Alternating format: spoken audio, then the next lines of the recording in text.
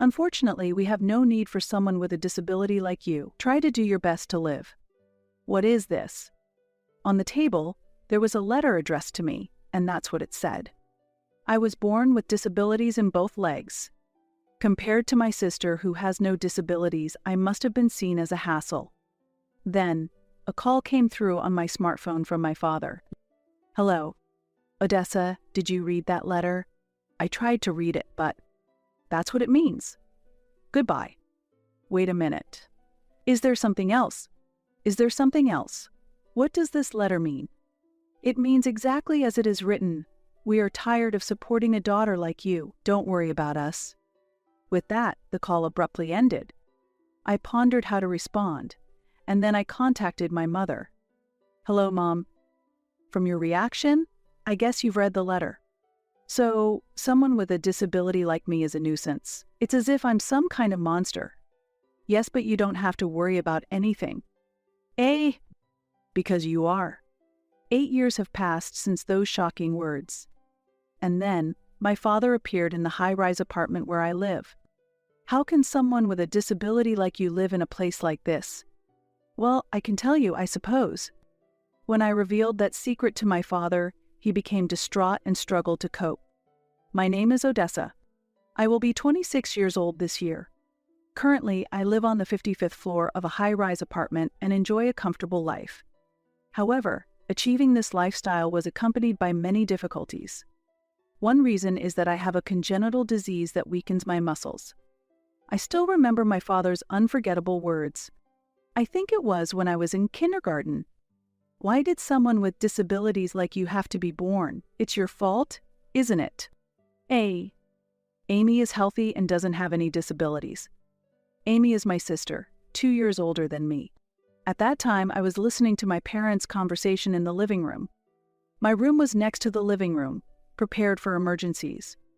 Even as a young child, I could sense the dissatisfaction directed towards me. There's no need to say such things. Then, from now on, you take care of Odessa. What are you saying? Do you even have any awareness of being a father? Please, I'm leaving the rest to you. I quietly covered myself with the futon. From that day onwards, their attitude towards me became noticeably colder and harsher. Even when I spoke to them, I did not receive appropriate responses. Indeed, my congenital physical disabilities might be the cause. Afterward, my mother has always been considerate to ensure I do not worry. Despite such circumstances, I actively do what I can on my own, and I do not feel pessimistic about being born with this condition. I particularly feel the strong influence of my sister in how I perceive things. I overslept a bit. I was up late last night. Sorry about that. No problem. I managed to get dressed on my own for the most part. I'll help you. Thanks. But first you need to get ready, sis. Since elementary school, my sister Amy had been helping me with my morning preparations. However, my father didn't approve of this, often complaining. How long do you intend to keep doing this? It'll be over soon. Odessa should be able to do it herself. Come here, you can do it, right?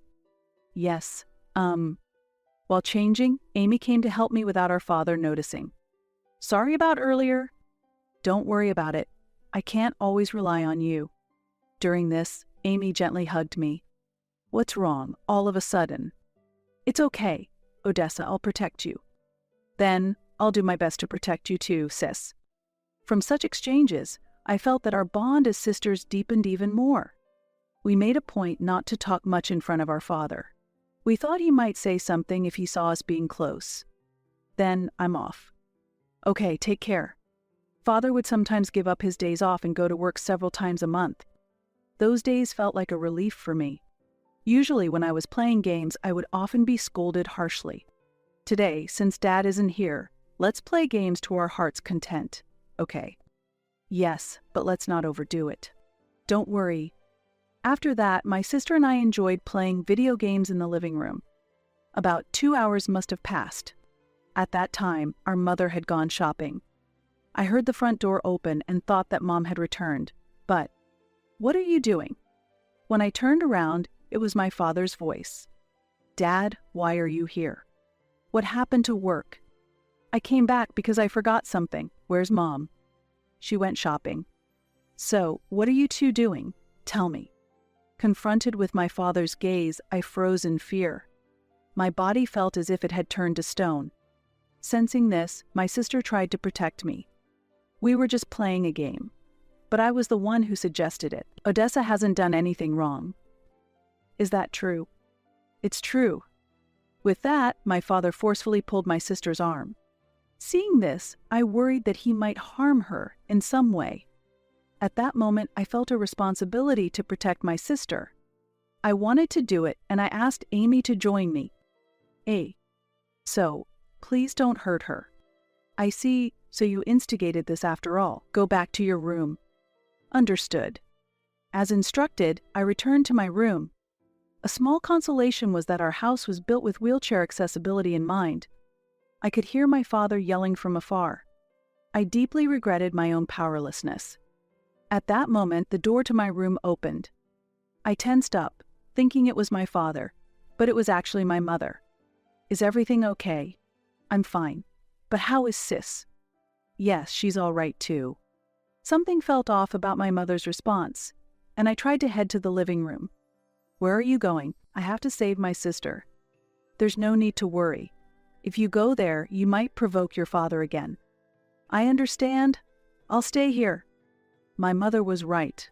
If I went, it might have worsened the situation. I decided to trust my mother's reassurance. I'm sorry. I wish I were stronger. Due to my father's domineering nature, my mother always tried not to provoke him. Don't worry about it. I'm grateful for you. After a while, my sister came into the room. Sis, father has gone to work, so there's no more trouble. I see. Did he say anything to you? Yes, a little. But you don't have to worry, Odessa. I'm okay. My sister has always been someone who acts cheerfully no matter the circumstances. The struggle wasn't only mine. My sister was suffering too. Moreover, my mother was making efforts to mitigate the anger my father directed towards me. I was always living with the help of others. I was trying to find a way to not be a burden to them. When my sister entered middle school, she began to distance herself a bit from me. Previously, she had helped with everyday tasks like dressing and using the restroom. I knew she was busy with club activities and friends, so I tried to accept it as inevitable. I told myself that I just had to endure. I needed to become stronger. At that time, not only my legs but also my hands had significantly weakened. It had become even more difficult to lift heavy objects. Still, giving up was not an option. One day I was organizing my room and rearranging the shelves. That was the moment. Perhaps I leaned too much on the shelf, it shook, and items from the top fell down. Ouch, I need to pick these up quickly. But sitting in the wheelchair, I couldn't reach the floor. While I was earnestly trying, suddenly the door opened. What's all this noise? What is going on here? It was the worst possible timing, especially since I did not want my father to witness this. This is, well.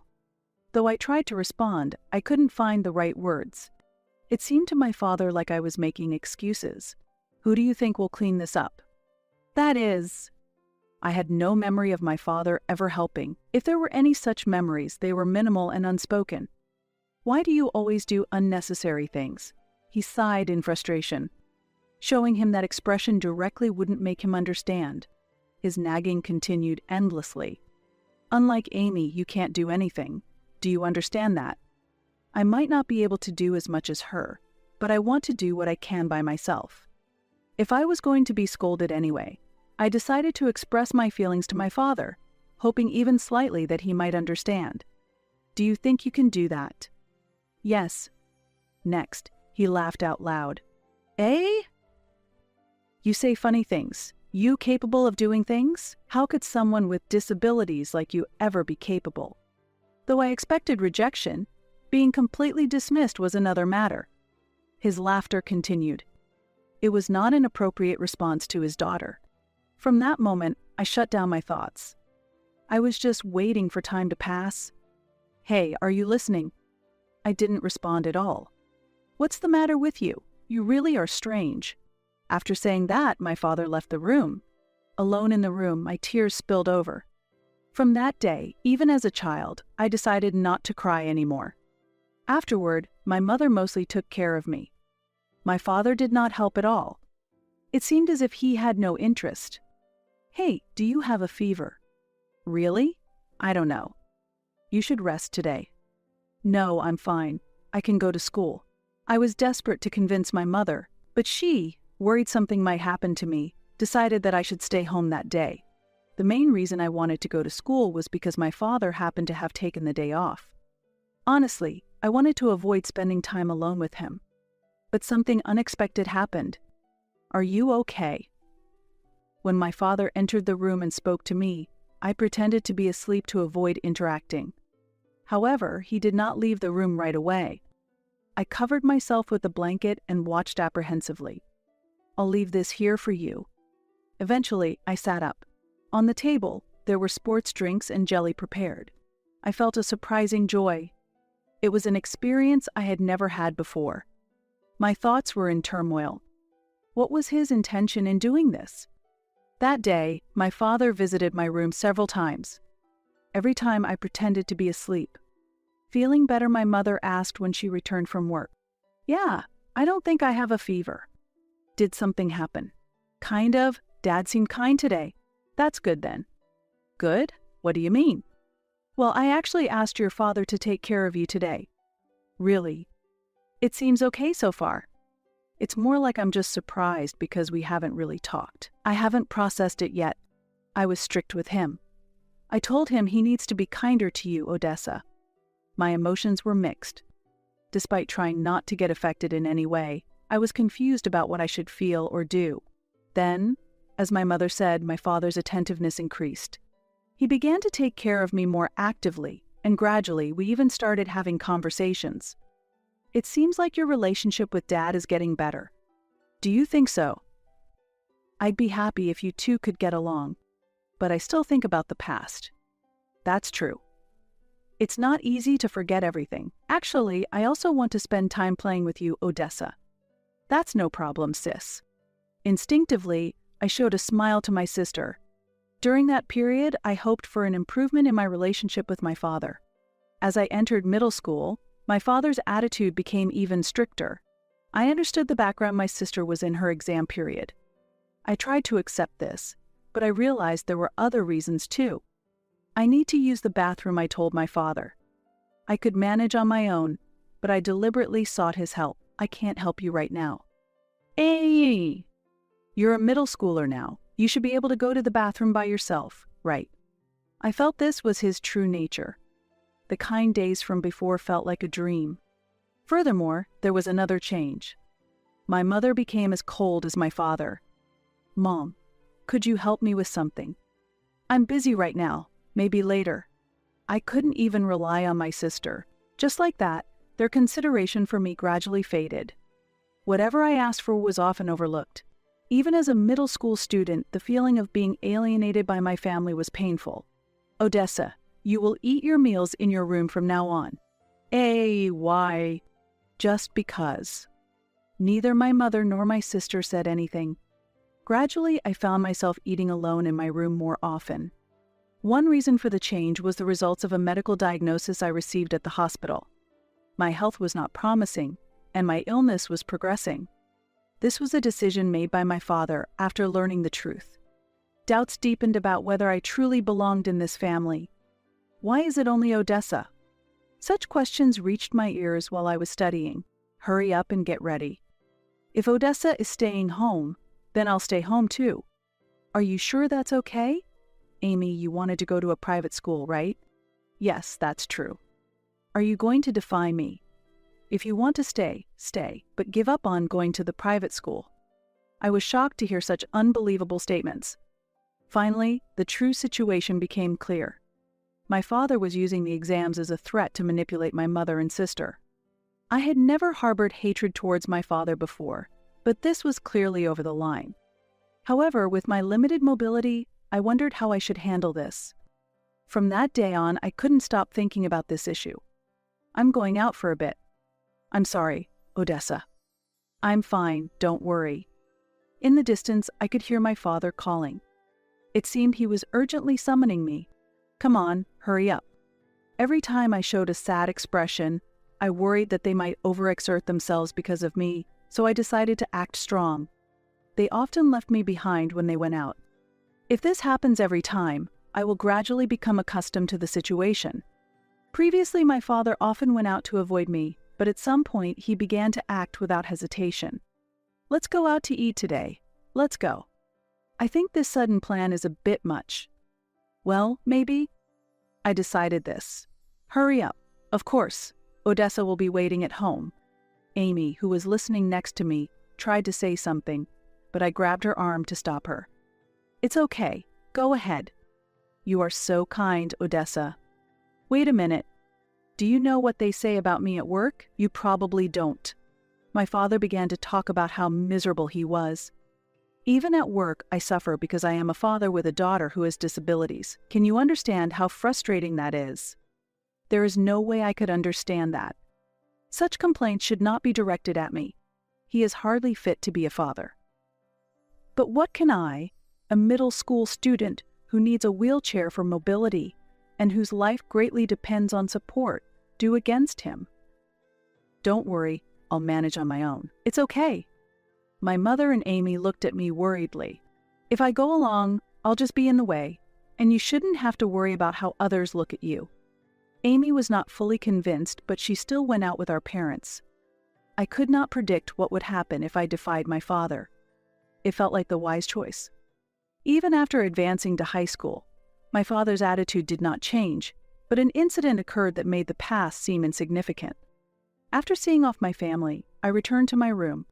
I felt lost, wondering when I would be freed from this life. It's the summer vacation of my 3rd year in middle school. I hate to ask, but could you take care of Odessa for 3 days? Isn't she coming with you? Odessa says she wants to concentrate on her studies as she is a student preparing for exams. Is that okay? Yes? Then, leave her to me. That's how I ended up being left at my grandparents' house. Lying had become the norm. It seemed that my father felt no guilt lying even towards his own parents. Watching him wave goodbye with a smile, I felt an indescribable sense of dread. Once he was out of sight, my grandmother asked me, "It's just us here. You don't have to hold back." Hey, are you really okay with not going with everyone else? Being with me? Mom and Amy can't fully enjoy themselves? I want to avoid that at all costs. I replied emphatically. Odessa, you really have a big heart. Not really. But here, you don't have to worry about what others think and can relax as you please. Yes, thank you.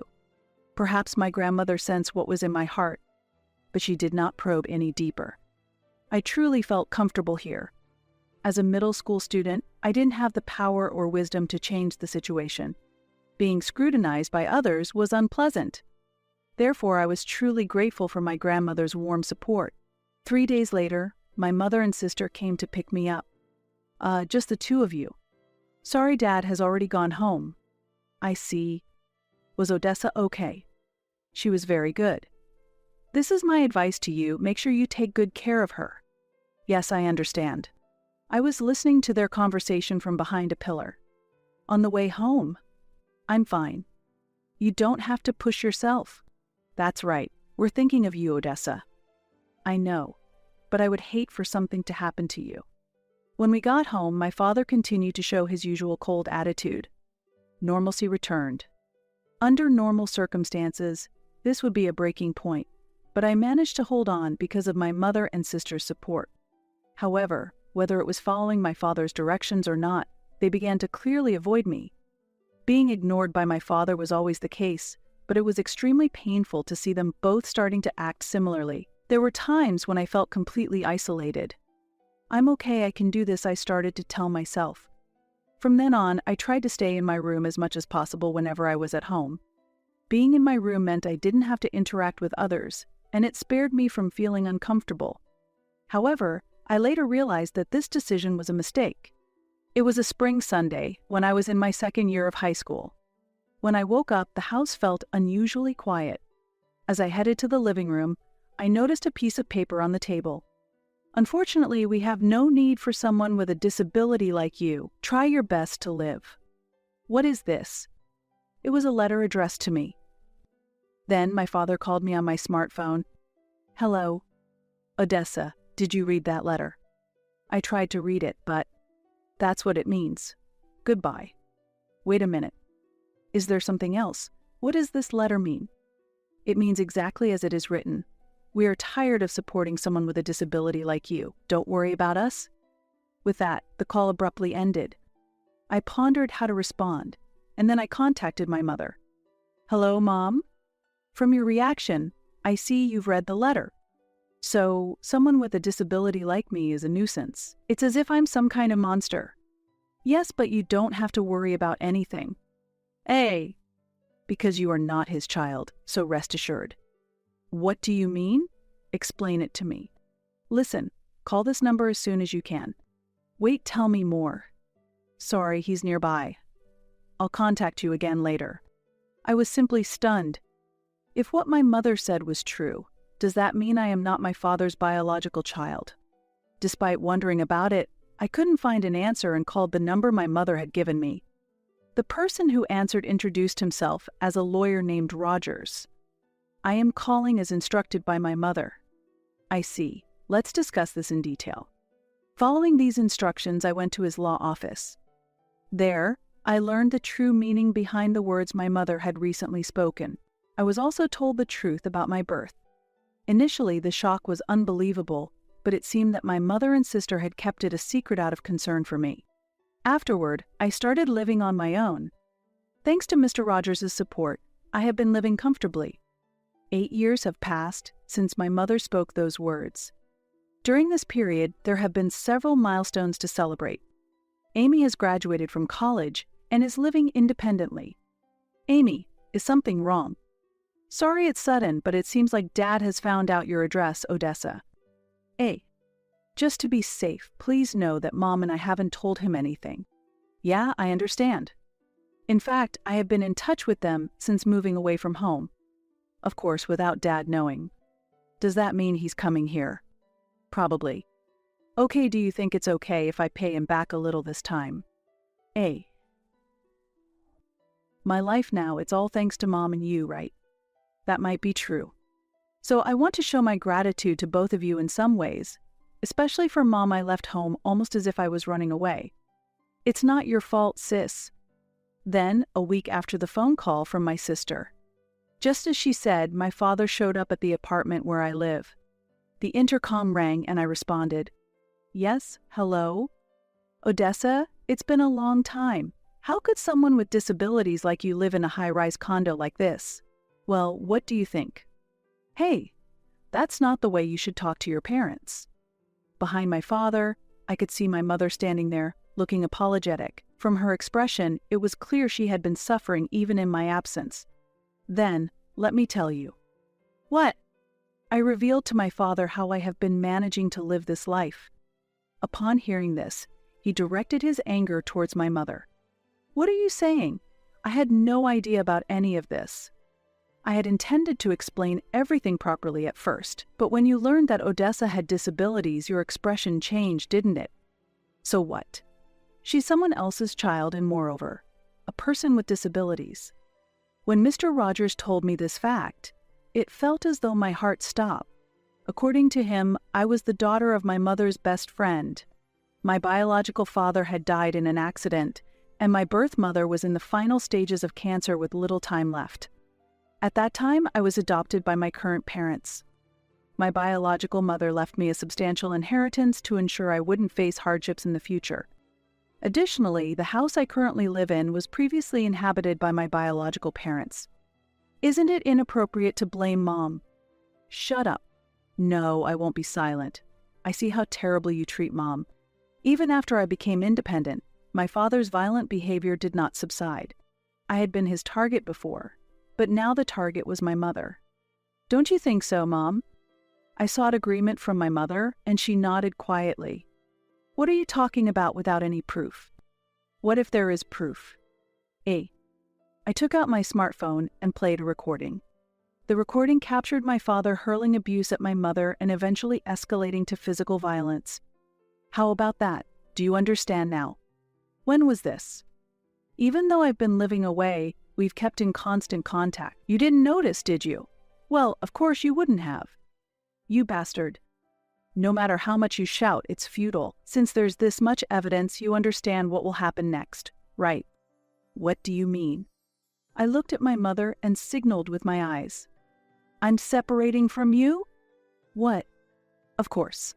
Don't worry, Mom will live here with me. There's no way I'll let you do that. Your opinion doesn't matter anymore. He might not have realized this had been planned. What can someone with disabilities like you do?